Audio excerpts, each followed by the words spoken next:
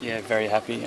Knew I had to take advantage of the early morning conditions because it was pretty still out there, so I knew the scoring was going to be low, and thankfully I played well. You had a nice round yesterday as well, and I think you were quite impressed that it's one of you rounding into some form at the minute. I think so. I've definitely been well and truly out of it the last at least 12 months, so good to see things are turning around.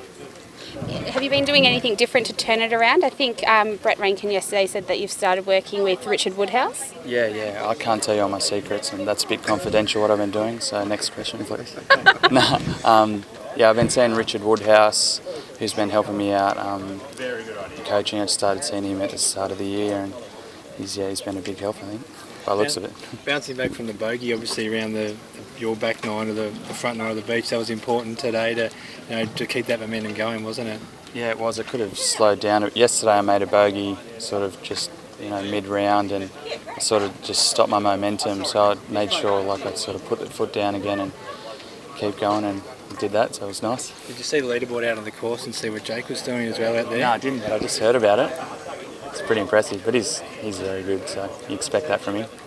Dimi, you had success early in your career, obviously, at the NZ Open. How have you found it sort of since? Because one of the hardest things can then be to find somewhere to play regularly, hasn't it, just to get on a tour? Yeah, definitely. I was sort of, I had conditional status last year in Europe. I played 13 events, and that was a big change from playing the Aussie stuff. I've had some good results in Australia, but going over there and playing on the main tour events I played, and even the Challenge Tour, there's a lot of good players, and I really struggled last year. I played average, and it was against a lot stronger fields. So it was a good wake-up call. I just sort of got beaten down for about 5 months over there. Played terrible, cost me a lot of money, but I came back and it was a good wake-up call that I needed. I had a lot of people telling me, back in the day, I had Andre Stoltz helping me, and he was always getting up me going, "Come on, mate, work a bit harder," and all that. And I was working hard, but when you go over there and see the guys that are the next level, you're just like, I've got nothing. It's just embarrassing standing next to him, so I needed to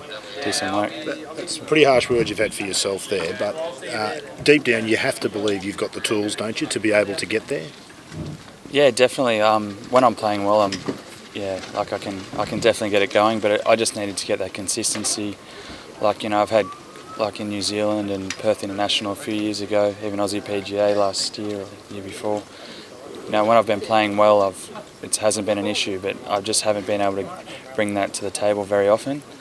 But I've done it about half a dozen times. I've played good in some big events, so hopefully I can just start getting a bit of momentum now and keep it going. Most pros will tell you it's far more mental than physical. Once you get to a level, everyone can play. It's about who thinks the best. Yeah. Is that what your thing is? Is it about attitude for you? Yeah, it definitely is about attitude, and I've been working with a guy actually, Amit Oberoi, who does neurofeedback.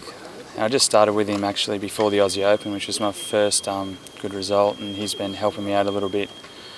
It's with my mental side of the game. So what sorts of things, Dimi? Do you get down on yourself on the course? What are the sorts of things you need to work on?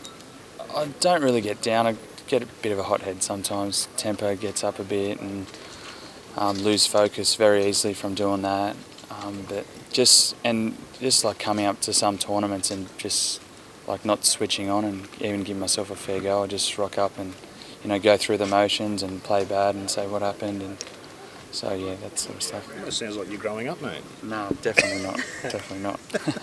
I'm sounding very mature, aren't I? You're getting there. So it must be nice then to see your name up the top of the leaderboard going into the weekend again. Brings you a bit of confidence, doesn't it? Yeah, I'm very happy to be in contention. I was just sort of hoping to make the cut this week and get a bit of momentum going forward, but now I'm in contention. I'll be having a crack. We heard yesterday that Dean Lawson's secret weapon was some wraps that his girlfriend made, and then we had Jake say that it's honeycomb ice cream for him. What's your secret weapon this week? My girlfriend, I don't have one, so she's not making me anything at the moment. I don't really have any secret weapons, to be honest. Yeah, nothing in particular that I can think of. You're considering a man bun? They're getting popular. Might look good on you. Yeah, I'm working on it. It's getting a bit short. I've just got to grow it That's out. on camera, mate. All right, sweet. Yeah, no man bun for me. All right, thanks, well played, Jimmy. mate. Thank you. Have a good weekend. Thanks for that.